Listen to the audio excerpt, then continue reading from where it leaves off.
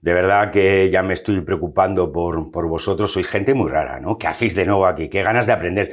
¿Qué ganas de aprender? Sois peña muy rara. Pero bueno, en la viña del Señor hay de todo. Yo os quiero igual. Queridos griegos, mis queridos atenienses, vamos a comenzar con la segunda parte del mito fundacional de Roma. Vamos a ello.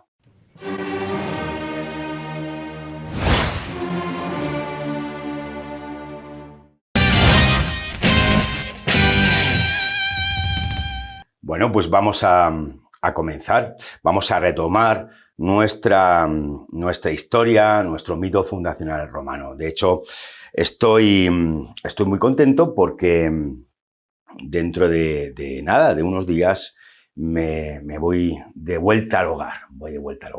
Voy a Grecia y a Roma. Así que estaré unos días sin grabar vídeos, pero bueno, estamos dejando aquí buen material.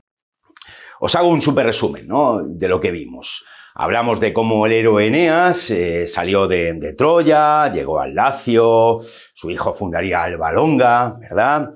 Cómo con Alba Longa los troyanos terminan en una paz, los troyanos y el pueblo latino se fundieron, se unificaron, fundaron esta ciudad llamada Alba Longa, pasaron siglos y entonces aquí hablamos de Númitor y de Amulio, ¿no? Númitor y su hermano Amulio que lo derrocó, ¿verdad? Dijimos también que Amulio había dejado a una hija de Númitor, de su hermano, viva, se cargó a todos sus hijos, a todos sus sobrinos, pero dejó a su sobrina Rea Silvia la dejó viva, ¿no? Y hablamos también de que esta chica salvó la cabeza con la condición de estar de por vida en un templo de Vestales, ser una sacerdotisa vestal, ¿no? Y por lo tanto tenía que mantener un voto de castidad durante 30 años. Hablamos también del encuentro que hubo entre Ares, entre Marte, como lo llaman los romanos, el dios Marte, y Silvia. Y hablamos también os hice una presentación de este dios Marte, fundamental en la historia de Roma. Os dije que Marte es omnipresente en la historia de Roma y que el legado de Marte sigue muy presente en nuestros días, ¿no? Os decía, pues en palabras como marcial, hablaba del planeta Marte, de Marte es el día de la semana, del mes de marzo, que es el mes de Marte. Bueno, pues la cuestión es que os hice una presentación del dios Marte y luego ya acabamos de la siguiente manera. Tienen un encuentro sexual, Silvia y Marte se pira y deja a Silvia con el problemón, deja a Silvia embarazada, ¿no? Y fruto de ese embarazo saldrán Rómulo y Remo. Pues aquí retomamos el asunto. ¿Cómo reaccionó, ahora que está tan de moda esto de las reacciones, cómo reaccionó Amulio? ¿Cómo reaccionó el tirano de Alba Longa? Amulio, voy a ponerlo por aquí. Amulio. Pues como os podéis imaginar, muy mal. Amulio nos echó a reír. Cuando llegaron las noticias del embarazo de Rea Silvia y que había tenido 2 hijos, cuando llegaron las noticias a Amulio, pues Amulio se encolerizó. Aquí no hay que pensar mucho, no le des muchas vueltas porque no merece la pena cómo consiguió Silvia esconder el bombo, ¿verdad? Pues no le deis muchas vueltas. La cuestión es que lo consiguió. Y entonces Amulio reaccionó de la siguiente manera. Ordenó, la ejecución inmediata de Silvia. De hecho, Rea Silvia, pues da muy mal rollo, ¿no? Ordenó que cuando apresaran a Silvia la enterraran viva. Y ordenó también el asesinato de los hijos, ¿no?, de 2 niños, Rómulo y Remo. En este momento, Rómulo y Remo no tenían ese nombre, eran simplemente 2 bebés. Silvia, respondiendo a su instinto materno, pues lo que tiene es muy poco, se aferra a un hilo de esperanza, pero la esperanza es lo último que se pierde, se aferra a un hilo de esperanza y hace lo siguiente. Aquí hay 2 versiones principales, da igual, yo os cuento una. Bueno, pues hace lo siguiente. Dice, es lo único que tengo, como idea deja mucho que desear, pero es lo que tengo, es lo que puedo hacer. Y entonces lo que hace es coger a sus hijos, a sus bebés, los pone en una balsa y los tira río abajo. Concretamente ese río es el Tíber, ¿no? Los echa río abajo con la esperanza de que esa balsa, kilómetros abajo, se quede encallada, se quede en alguna de las orillas del Tíber y que además pase alguien por allí, los vea, los recoja y se los lleve y los cuide, ¿no? Al fin y al cabo, Silvia ya su vida le importa poco. Silvia en lo que piensa es en sus hijos. Luego, si puedo, si me acuerdo, os cuento qué le pasó a Silvia, ¿no? Cuál fue el fin de Silvia. Pero vamos con los niños. Bueno, pues efectivamente, mete a los niños río abajo y, joder, pues una suerte tremenda. Ocurre lo que Silvia deseaba. Esa balsa se queda estancada en una zona pantanosa y por allí pasa un personaje, fijaos que no es una persona, nos cuenta el mito, un personaje que se encuentra a los niños. ¿De qué personaje estoy hablando? Pues ni más ni menos que de una loba. Es una loba, un animal. Bueno, pues una loba. Esta loba, lo voy a apuntar, se conoce como la loba Luperca. Luperca se encuentra a los niños y no hace lo que toda loba haría, que es devorarlos, sino que se los coge, se los lleva a su cueva y los amamanta. Y los cuida y los protege y los amamanta. Así van pasando los días, van pasando las semanas y esos niños están protegidos por la loba. Fijaos que el símbolo de Luperca, bueno, pues el símbolo romano por excelencia, ¿verdad?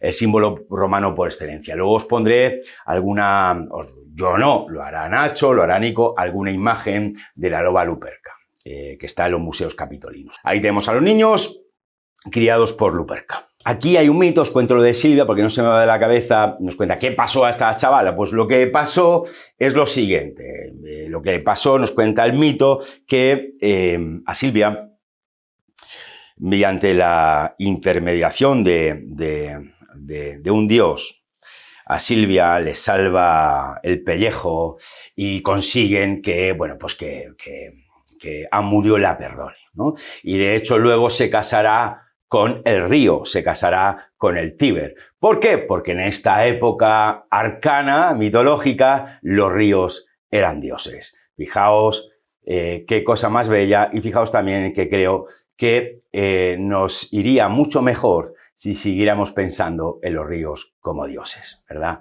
Unos días después, un tiempo impreciso después, unas semanas después, por ahí la loba se va a cazar, a hacer sus cosas de loba. Tampoco le vamos a preguntar qué estaba haciendo la pobre loba.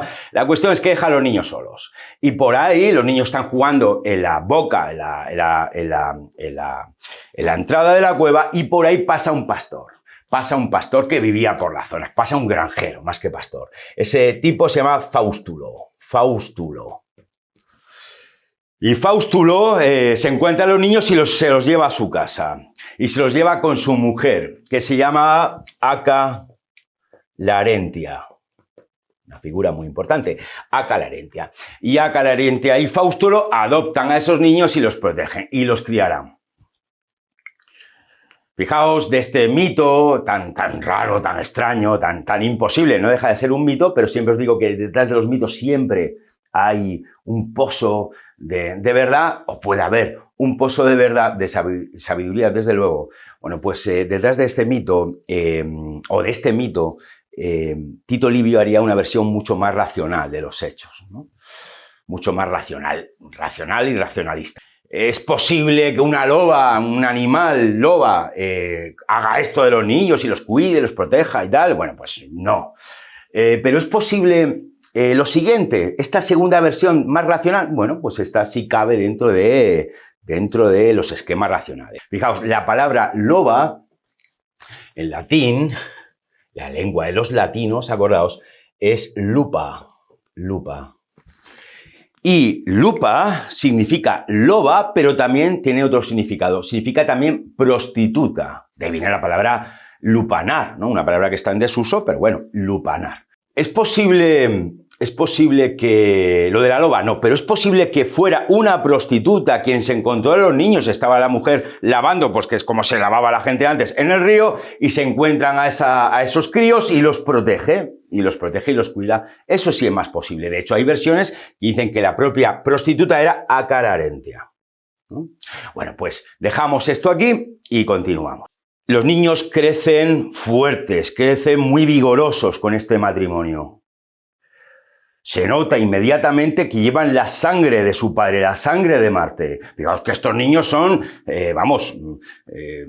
la leche, ¿no? Sus árboles genealógicos son espectaculares. Por un lado, los reyes de Troya, por otro lado, el dios Marte, el dios olímpico, ¿no? Crecen vigorosos, crecen muy fuertes, son unos trastos, los críos son, son los pobres padres adoptivos, bueno, pues los llevarían locos, ¿no? Son unos buenos bichejos, son buenos críos, son buenos zagales, pero los llevaban locos, los llevaban de cabeza. Bueno, pues llevan la sangre de Marte, la sangre apasionada, la sangre fervorosa del dios Marte. Bueno, y por eso, bueno, de hecho le ponen el nombre de Rómulo y Remo, y por eso van pasando años, ya estos chavales, cuando tienen, no lo sabemos, 13, 14, 15 años, bueno, pues estos tíos les da por la delincuencia, ¿no? Y se ponen en plan banda kinky, banda callejera, pues a dar palos por la zona. Se ponen ahí a dar golpes por la zona. Son dos delincuentes.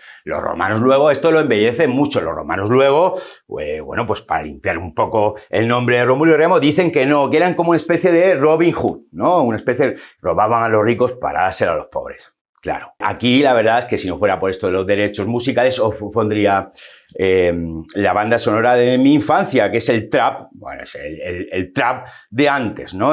Os pondría a los chichos y a los chunguitos, ¿no? Que son temas muy de bandas callejeras. Bueno, pues sí, hacen el bien, son unos ladrones, pero tienen buen corazón. Y estos chicos resulta que lo petan, bueno, pues van consiguiendo que un montón de chavales de la zona se unan a su grupo, ¿no? Y ven en estos dos chavales, estos dos gemelos, unos líderes, y entonces se van uniendo a su banda y se hacen, pues, cabecillas de un grupo que nos cuentan los mitos, aunque aquí también hay versiones, que llegan a ser 100 chicos, 100 chavales. 100. ¿Serían 100? Ni de coña, pues serían 86, serían 114. Pero bueno, 100 es un número mágico y como 100 ha quedado. Bueno, pues ese grupo de 100, ya veréis que luego es importante. Se iban a dar golpes por la zona y pasa lo siguiente, pasa que se le va de las manos, arman demasiado jaleo, arman demasiado ruido, llaman demasiado la atención. Así que los granjeros y los agricultores de esta zona del Lacio, que tenía como cabeza, como capital Alba Longa, la ciudad de Alba Longa, bueno, pues se quejan a Amulio, al tirano, al dictador Amulio, que ha entrado por un golpe de estado, y le van a pedir explicaciones. Oye, Amulio, que tú puedes ser todo tirano que quieras, pero tronco, haz algo, ¿no? Tienes que tomar decisiones, es tu trabajo. Y Amulio dijo, venga, pues vamos a ello. Y entonces Amulio montó un ejército, montó una pequeña tropa y fue en caza, en búsqueda y captura de los hermanos y su banda. Y ahí hubo una refriega, ahí hubo una batalla. Y bueno, y los hermanos, haciendo gala a la sangre que llevan, evidentemente la sangre del dios de la guerra, pues los hermanos vencen a Amulio y a sus hombres, ¿no? Y entonces, bueno, Amulio fuera, Amulio cao, Amulio desaparece y ahora se queda Alba Longa sin descabezada, sin rey, ¿no? Bueno, pues aquí ocurre lo siguiente, fijaos. Los romanos son... Si hoy un romano viniese en una máquina del tiempo a una de nuestras casas, ¿no? Lo hospedamos en una de nuestras casas, bueno, la verdad es que habría que echarle vino y cerveza ahí a lo bestia, pero bueno, si lo hospedamos en una de nuestras casas, ¿sabéis lo que estaría haciendo? Estaría viendo un culebrón, estaría viendo telenovelas. A los romanos les volvían locos los culebrones, les encantaban, ¿no? Pues esto es muy culebrón, toda esta historia. Bueno, pues resulta que Amulio está ya eliminado y no hay rey. Y Alba Longa no tiene rey. Y entonces los pobladores de Alba Longa van a buscar, que estaba como un paria por los bosques, estaba desterrado, al abuelo de Rómulo y Remo, a Númitor. Vamos a poner aquí, al rey legítimo, Númitor. Lo van a buscar. Y le cuentan la historia. Oye, Númitor, ¿A que no sabes qué ha pasado? Coño, cuéntame. Y entonces le cuenta, por 2 chavales. Numitor, evidentemente, no sabe que son sus nietos, ni viceversa, ¿no? Pues 2 chavales se han montado una manda y se han cargado a tu hermano y patatín, patatán, y le cuenta todo este tipo de cosas. Y entonces Numitor, ya puedes volver al trono, Numitor. Y Numitor, vamos, encantado de la vida, dice, joder, traedme a los chicos que los quiero conocer. ¿No? ¿Qué menos, no? ¿Qué menos puedo hacer, no? Ese agradecimiento, le quiero presentar mi agradecimiento. Y entonces, chicos, bueno, pues ahí hay un encuentro entre Rómulo y Remo y Numitor. Y no saben su identidad todavía. Bueno, pues aquí sucede una serie de cosas que no vamos a contar. Y ese encuentro acaba, pues, tipo culebrón total, ¿no? Con las emociones a flor de piel y con una especie de carambolas imposibles. Acaba de la siguiente manera. Ese encuentro acaba con Numitor sabiendo que estos chavales son sus nietos y los nietos sabiendo que Numitor es su abuelo, ¿no? Hombre, Abu, se dan abrazos, se besan, lloran, todo muy culebrón, ¿no? Y entonces todo muy dramático, muy emocionante.